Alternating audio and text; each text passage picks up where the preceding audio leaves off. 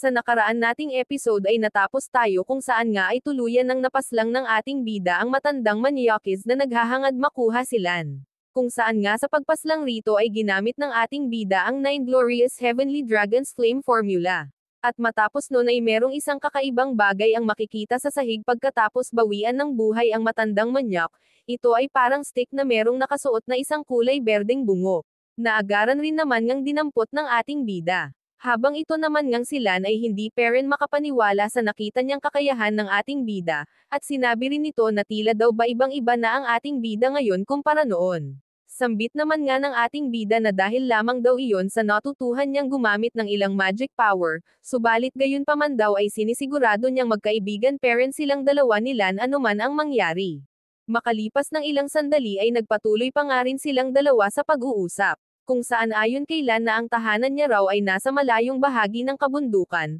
kung saan ang mga witchcraft rito ay talagang kilala, at dahil nga rin daw sa sobrang pagdaranas nila sa kalupitan ay napagpasyahan ng kanyang lolo na manatili na lamang rito sa lungsod, subalit ng sandaling araw na natuklasan sila ng Hefeng tribe ay doon na dinakip ang kanyang kapatid na lalaki, kaya naman ay napilitan na rin ang kanyang mga magulang na ipakasal siya sa matandang Meniokis, kaya naman buti na nga lang raw talaga at dumating itong ating bida upang siya ay iligtas. Marahan naman ngang sambit ng ating bida na simula raw ngayon ay hindi na kailangan pang mangamba at mag-alala nilan sapagkat sumakabilang buhay na nga ang matandang Meniokis. At habang nakahawak nga ang ating bida sa balikat nilan ay muli na naman niyang nakita ang kakaibang aura mula rito, kaya naman ay kanyang napagtanto na mukhang ito nga raw ang dahilan kung bakit maraming tao mula sa lugar ni Nalan ang naniniwala sa witchcraft. Sa isip-isip rin ng ating bida na mukhang ipinanganak raw itong silan upang matutuhan ang tungkol sa witchcraft, sapagkat ang buong katawan raw nito ay nababalot at punong-puno ng yin energy. At maya-maya nga sabi naman ni Lan, ay nais niya raw na makauwi na sa kanyang tunay na tirahan, na itinanong rin naman nga kaagad ng ating bida kung bakit. At may pagkaseryoso naman ngang tugon nila na nabanggit raw ng kanyang lolo na ang kanilang pamilya ay may isang bagay na kailangang gawin kasama ng Shi family, kung saan ang mga ito nga raw ay kilala bilang isa sa mga 6 greatest witch families, kung saan nga rin daw ay nais siyang turuan ng pinakang leader ng mga ito, subalit hindi nga lang daw natuloy dahil sa pinigilan iyong mangyari ng kanyang lolo. Dagdag pang sabi nila na magmula nga raw ngayon, ay sisiguraduhin niyang mapoprotektahan at mapapangalagaan na niya ang kanyang buong pamilya sa sarili niyang kakayahan at pamamaraan, at di niya na rin daw hahayaan pa na merong magtatangkang muli na manggulo at manakit sa kanila. Kaya naman papuri na sinabi rito ng ating bida, na maganda raw at mahusay ang naisip nitong silan, sapagkat ang tanging nag-iisa lamang daw na maaasahan nito sa mundo ay ang sarili niya, kaya naman tama lang daw na maging matatag ito at matapang sa pagharap sa mga pagsubok. Pagsapit ng umaga, ay heto nga at kakauwi pa lang ng ating bida sa kanilang tahanan. Kaya naman nga ang kanyang ina ay may pag-aalalang nagtanong sa kanya kung saan nga raw ba siya nanggaling kagabi. Marahan naman ngang tugon ng ating bida na nanggaling lamang daw siya sa bahay ng kanyang kaibigan, kaya't mag-relax lang daw itong kanyang ina sapagkat ayos lang naman siya, at isa pa ay kaya niya na daw naman ang kanyang sarili, dahil alam niyang marunong na siyang magdepensa sa sinumang may masamang balak sa kanya. Sambit naman nitong kanyang ina na tumigil na raw siya sa paghahambog, at alam rin daw nitong sa bahay ni Lan siya nanggaling kagabi. May panluloko pa nitong sinabi sa kanya na bagay nga raw silang dalawa ni Lan, at isa pa ay sadya raw talagang mabuting babae ang dalagang iyon kaya wag na raw siyang maging choosy pa, at napatawa na nga lamang ang ating bida sa mga sinabi ng kanyang ina, sabi rin niya na masyado daw yatang advance mag-isip itong kanyang nanay, dahil kaibigan niya lang daw naman talaga si Lan pero iba na ang nais mangyari ng kanyang ina tungkol sa kanilang dalawa ng dalaga. Kaya't ang nasabi na nga lamang din ng kanyang ina ay titigil na nga rin daw ito sa pangangantiyaw sa kanilang dalawa ni Lan, ang mahalaga raw ay ligtas siyang nakauwi ngayon, at isa pa raw ay kailangang maghanda ngayon ng ating bida sapagkat ang bot-ihing lolo niya nga raw, ay nag-announce sa kanilang buong angkan para umattend sa kanilang darating na family meeting. At medyo napatulala na nga lang rin at napaisip ang ating bida kung tungkol ba raw saan ang pagpupulungan na gaganapin ng kanilang angkan. Makalipas ang ilang araw, ay lumipat naman ang eksena dito sa clan hall ng Lins family, kung saan nga ay ngayon nagaganapin ang kanilang family gathering. At makikita nga sa puntong ito na magkausap ang ating bida at ang kanyang ina sa labas ng hall, at sabi nga ng nanay niya na manatili lang daw muna siya dito saglit, sapagkat magbibigay bati raw muna ito sa kanyang lolo at isa pa ay wag daw sana siyang lumikha ng gulo rito, na natatawa naman ngang sinang-ayunan ng ating bida. Maya-maya nga ay naisipan ng ating bida na maglakad-lakad muna saglit habang naghihintay sa kanyang mahal na ina. Kung saan nga ay nakita siya ng tatlong lalaki na mga kamag-anak nila, at sinabi ng nakakulay asul na kasuotan na ito raw ang first time niyang makita ang ating bida rito sa may clan hall, sabay may pang-asar rin itong sinabi na pasensya na nga daw kung hindi siya nito kaagad nakilala. May pang-asar rin naman ngang sambit ng nakaberdeng damit, na mukha raw na ito na rin ang last time na makikita nila rito ang ating bida, sapagkat balita nga raw nila na magpapakasal na siya sa isang dalaga mula sa Ling Prefecture kaya malamang daw na ito na talaga ang huling beses ng pagpunta niya rito. Ayon naman sa nakadilaw na kasuotan ay napakawalang hiya raw talaga ng ating bida sapagkat nagawa niya pang magtungo rito sa kanilang clan hall, gayong mukhang disgrasya lang daw ang dadalhin niya sa kanilang buong angkan. Natila nga ikinainis ng ating bida matapos ang tinura ng mga ito, subalit gayon paman ay nagsawalang kibo na muna siya at patuloy lang na nakikinig sa sinasabi ng mga ito. Kung saan sabi pa nga ng lalaking ito na dahil nga raw sa magpapakasal na ang ating bida ay wala na siyang puwang dito sa clan hall nila, at hindi na nga rin daw siya nararapat pa rito kaya't ang mabuti ay umalis na rin daw siya kaagad ngayon. Sambit naman nga ng ating bida na wala nga raw karapatan ang mga ito para sabihan siyang umalis, sapagkat pantay-pantay lang daw naman ang kanilang katatayuan rito. Subalit dahil nga sa talagang hindi maganda ang pag-uugali ng mga ito, ay may pandidilat pang sinabi ng nakaasol na lalaki na hindi raw talaga siya nababagay rito, at isa pa raw ang pag-uusapan nila ngayon ay tungkol sa kung papaano maglalaan ng mga lupa at bahay para rito sa kanilang clan hall, at ang tulad nga raw nitong ating bida ay dapat nang umalis ngayon dahil isa lamang daw siyang outsider rito, na sinang-ayunan rin naman nga ng nakadilaw na lalaki, sabay sabi rin ito na mabuti pa raw na ibigay na lamang ng ating bida ang kanilang bahay at kalupaan. Natuluyan na ngang ikinagalit ng ating bida sabay mariin niyang tanong, kung bakit ninanais raw ng mga ito ang kanilang mga pag-aari. At pasigang ang tugon ng nakaberdeng damit na ang mga pag-aari nga raw na iyon ay nabibilang sa Lin family at hindi rito sa ating bida, at dahil nga raw sa isa siyang outsider ay wala raw siyang magagawa sa kung papaano maglaan ng mga properties. Mariin naman ngang sambit ng ating bida na wala na raw siyang pakialam pa sa sasabihin ng mga ito, dahil daw puro hangin lang at pagyayabang ang mga ito. Kaya naman nga ang ginawa nitong nakaberdeng lalaki ay akmang naglililas na ng manggas ng kanyang damit, at tila ba may panghahamang sinabi na kung gusto raw ba talaga nitong ating bida na masaktan ngayon, dahil kung oo raw ay mabuti pa na mag-umpisa na sila at nang magkaalaman na, dahil sisiguraduhin din daw nilang hindi na makakapasok pa ang ating bida sa loob ng clan hall, sapagkat panigurado raw na mahihirapan na siyang humakbang mamaya dahil sa mga pambubugbog na kanyang matatamo. At hindi na nga hinayaan pa ng ating bida na makapagsalita pa ang mga ito ng hindi magagandang bagay, kaya naman nga ay tinuruan niya na ng leksyon ang mga ito kung saan ay gumamit na nga siya ng kaunti lamang na power skill, na sapat upang magsitalsikan ang mga ito na para bang mga hinipang papel. At yun na nga nagkang pa-plate na lamang ang mga ito sa sahig ng biglaan, puro kasi mga yabang wala naman palang kakayanan. At matapos ng makatayo ng mga ito, ay agad rin namang sumigaw ng malakas itong nakaasol na lalaki upang humingi ng tulong habang may pagsusumbong pa na sinaktan raw sila ng ating bida. Hahaha ay loko-loko pala talaga ang mga ito, bukod sa duwag na ay sambungero pa. Hanggang sa may sumulpat na ngang isang lalaki mula sa likuran, at malakas na sinabing magsitahimik raw sila sapagkat naririto sila ngayon sa kanilang clan hall, at kung gagawa raw sila ng gulo ay tiyak na mapaparusahan lang sila. Sabay tumingin rin ito ng may pagkaseryoso at sa di mawaring ekspresyon ng pagmumukha, kung saan nga rin ang lalaking ito ay ang siyang ama ng tatlong mayayabang na lalaki. At maya-maya nga rin lang ay muling nagsalita ang lalaking ito,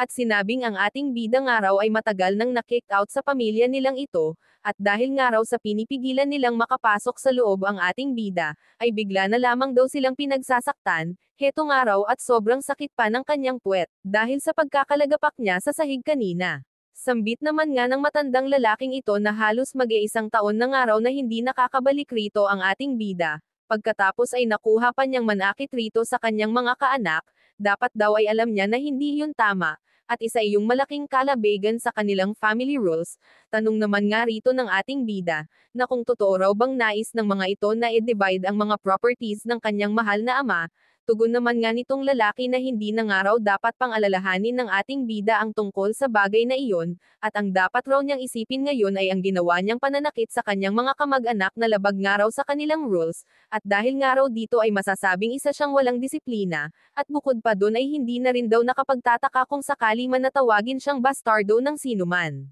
At dahil nga rito ay may panggagalaiting tumingin ang ating bida, habang sinasabi na sisiguraduhin daw niyang pagsisisihan nito ang lahat ng hindi magagandang bagay na pinagsasabi nito sa kanya. Subalit muli nga lang nitong sinabihan ang ating bida na isang bastardo. Kaya naman nga ay hindi na rin nagpigil pa ang ating bida, at kanya nang pinatamaan ng napakatendeng suntok ang matandang ito, dahilan nga para magaya ito sa tatlong lalaki kanina na napabulagta ng malakas sa sahig. At dahil nga sa pagkakasapak rito ng ating bida, ay nagkaroon ito ng malaking pasa sa mukha, kung saan nga rin ay nagawa pa nitong magsalita ng masasamang bagay sa ating bida, at pagkatapos ay nag-utos rin agad ito sa mga guards upang hulihin ang ating bida. Kaya naman nga ay heto at todo sa pagtakbo ang mga guards na ito para dakpin ang ating bida. Habang ang babaeng ito naman nga ay agad ring lumapit sa lalaki upang tulungang makatayo, kung saan rin ay muling nag-utos itong matanda na oras daw na mahuli nitong mga guards ang ating bida, ay nararapat lamang daw na bugbugin siya ng mga ito nang walang tigil dahil sa napaka-bastardo at walang hiya niya raw talaga.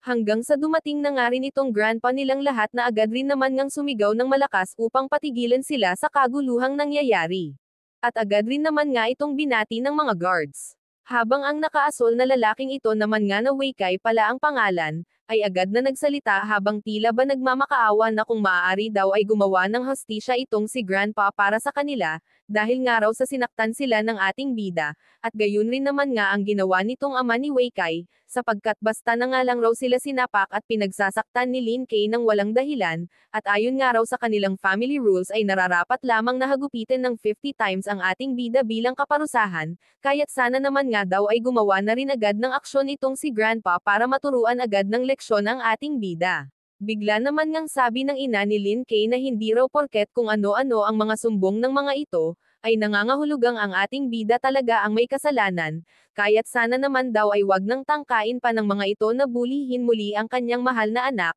at isa pang araw ay halos nakita ng lahat ang mga nangyari kanina, maging si Grandpa nga rin daw ay alam rin kung ano ang totoong naganap. Pasiga namang sinabi nitong nanay ng tatlong lalaki, na like mother like son raw pala talaga sapagkat ang ating bida raw at ang kanyang ina ay parehas lamang na walang manners, sabay tanong rin nito na kailan pa nga raw ba nagkaroon ng karapatan ang mga kababaihan na magsalita rito sa Ancestral Hall. Palaban naman ngang tugon ng ina ng ating bida, na wala nga raw masama kung nagsalita siya sapagkat maging ang babaeng ito nga raw, ay nagawa ring magsalita kaya patas lang sila, na labis naman ngang ikinainis nitong babaeng pinagmanahan ng kasamaan ng ugali ng kanyang mga sambungerong anak. Sabay muli na naman ngang pasiga na nagsalita ang grandpa at sinabing tama na nga raw, wag nang magsalita pa ng kung ano-anong masasamang bagay ang mga ito laban sa isa't isa, sapagkat sila nga raw ay isang angkan lamang. Sabi pa nito na alam daw naman nilang lahat kung ano talaga ang buong nangyari, at ang elders na nga lamang daw ang baalang magdesisyon mamaya tungkol sa bagay na ito.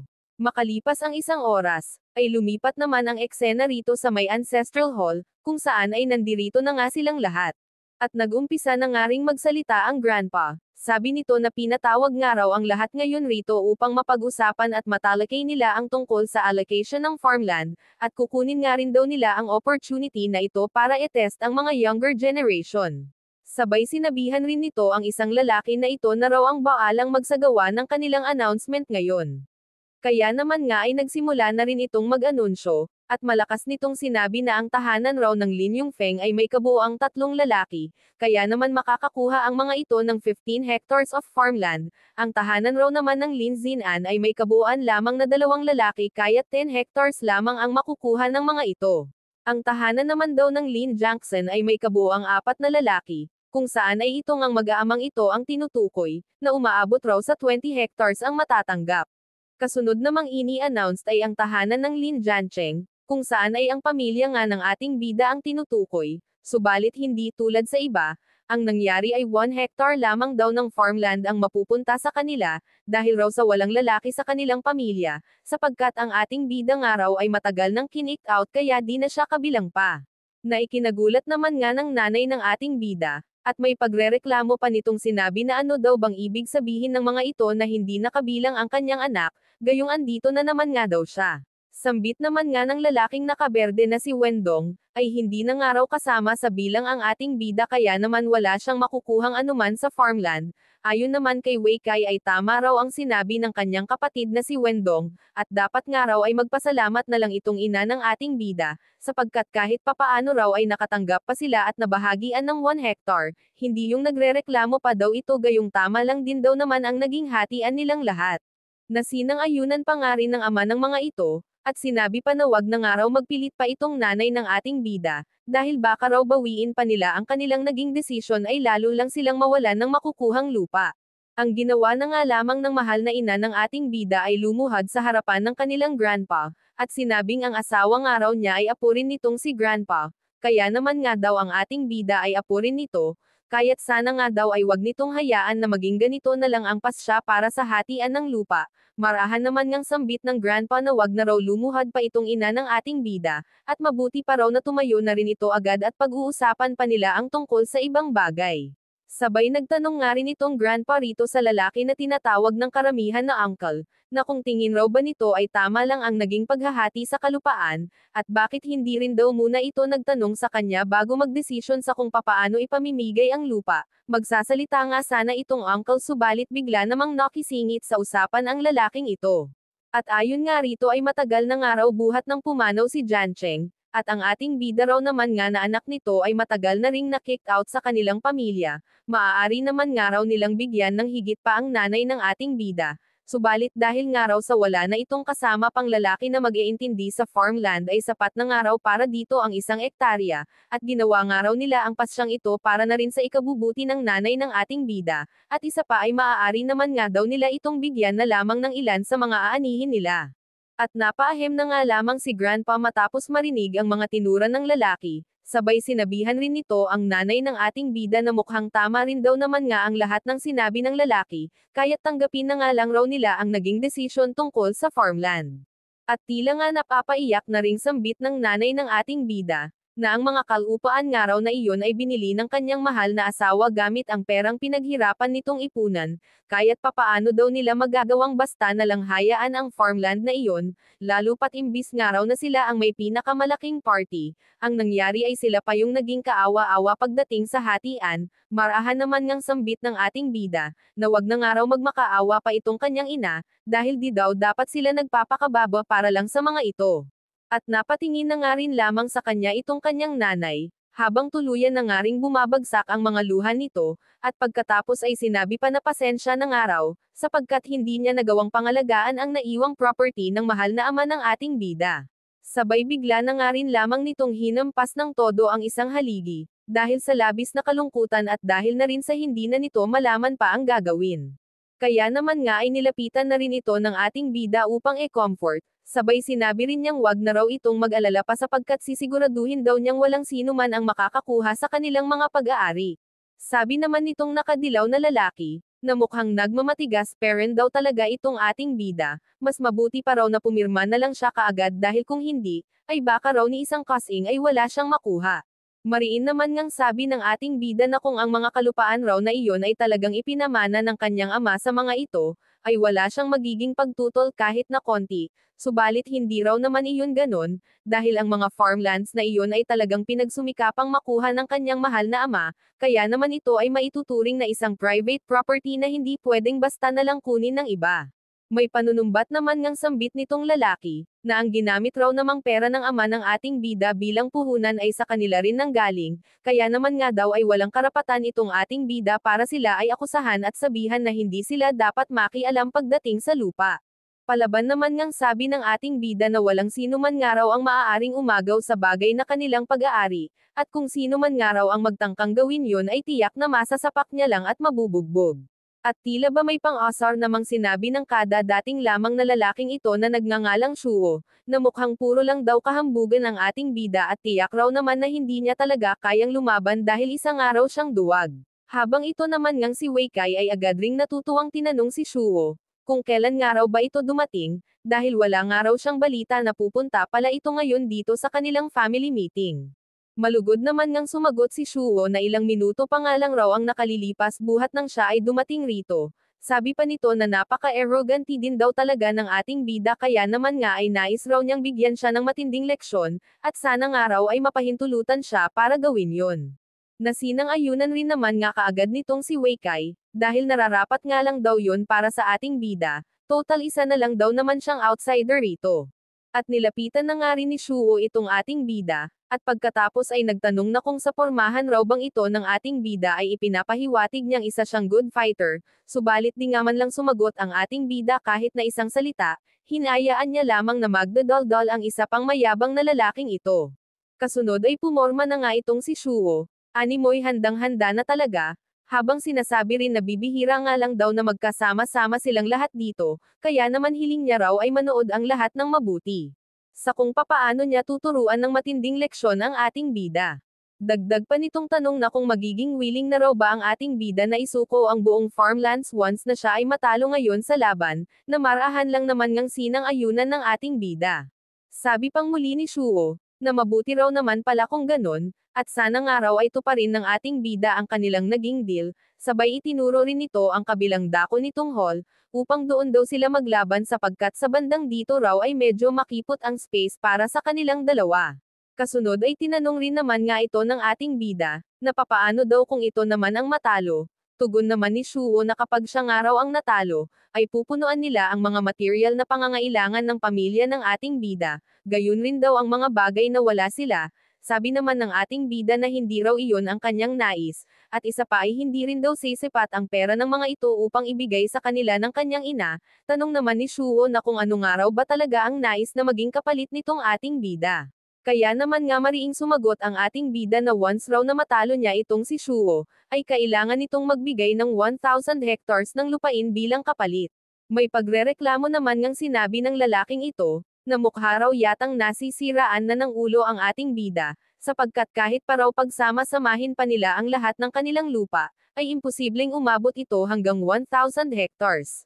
Sambit naman nga ng ating bida, na alam din daw naman niyang malabo yung mangyari, kaya naman okay na daw sa kanya kung ang kapalit ay ang lahat na lang ng lupang meron ang mga ito. Ito naman ngang uncle nila ay malakas siyang sinabihan na hindi na raw siya dapat pang nagsesalita, at iisipin na nga lang din daw nilang biro lang ang mga sinabi niya, kaya mabuti pa raw na umalis na lang din siya ngayon. Ayon naman kay Grandpa, na kung gayon raw ang nais na maging kapalit ng ating bida ay dapat lang daw na meron din siyang mahalaga at malaking bagay na ibibigay oras na siya ang matalo. Kaya naman nga ang ginawa ng ating bida ay naglabas siya ng isang banknote na nagkakahalaga ng 1 million, sabay itinanong niya sa mga ito kung sapat na nga raw ba ang halagang ito bilang kanyang pusta para sa laban ngayon. Na ikinagulat nga ng labis nitong uncle, sabay sinabi na kung pupwede raw niyang makita kung totoo ba ang banknote na hawak ng ating bida. At nang matapos nga nitong masuri ang banknote, ay agad rin nitong malakas na sinabi sa lahat na totoo nga raw ang 1 million banknote na hawak ng ating bida. Ang ating bida naman nga ay agad ring nagtanong sa lahat, na kung meron na raw ba talagang nais na makipaglaro at makipaglaban sa kanya. Hanggang ngayon nga ay di pa rin makapaniwala ang mag-aamang ito sa kung papaano raw na nagkaroon ng ganito kalaking halaga ng pera ang ating bida, gayong maski raw ipunan pa nila ang lahat ng kanilang assets ay hindi man lang ito aabot kahit pa sa kalahati ng pera na hawak ngayon ng ating bida. Sambit naman nga ni Wei Kai na hindi na raw mahalaga pa sa ngayon ang pagkukwenta nila ng lahat ng kanilang ari-arian, sapagkat once nga raw na sila ang manalo ngayon, ay mapapasa kanila na rin ang 1 million na mula sa ating bida, kaya naman ay kailangan nga raw talaga nilang mapagtagumpayan ang magandang opportunity na ito. At dahil nga sa mga kung ano-anong suhestyon na sinabi ng magkakapatid, ay pumayag na nga rin itong kanilang ama na maging kapalit ang lahat ng kalupaan na meron sila. Kaya naman nga heto at makikitang nagpapaang-asa na ang dalawa, parehong pinapakiramdaman ang bawat galaw at sa kung papaano sila magsisimulang umatake. Habang sa kabilang banda naman ngang ito, ay masusing nagtanong ang isang lalaki kay Wei Kai, kung sigurado na nga raw ba ito sa pagpayag sa deal, dahil ang lahat raw ng assets nila ay tuluyang mawawala kapag sila ang natalo. Kalmado naman ngang tugon ni Wei Kai na huminahon lang daw itong lalaki, sapagkat si Shuo nga raw ay isang formally registered martial artist, kaya naman tiyak daw na wala ritong magiging laban kahit na konti ang ating bida.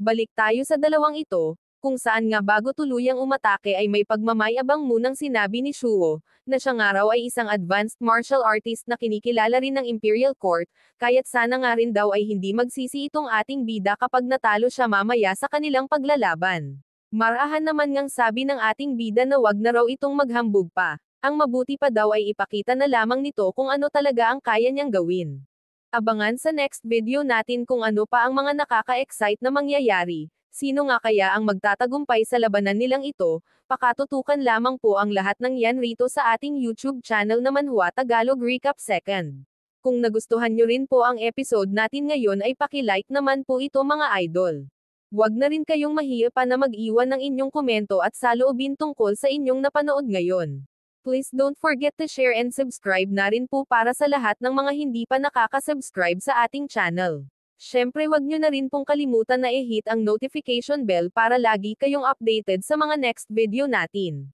Sana po ay nag-enjoy kayo sa inyong panonood mga idol. Thank you po.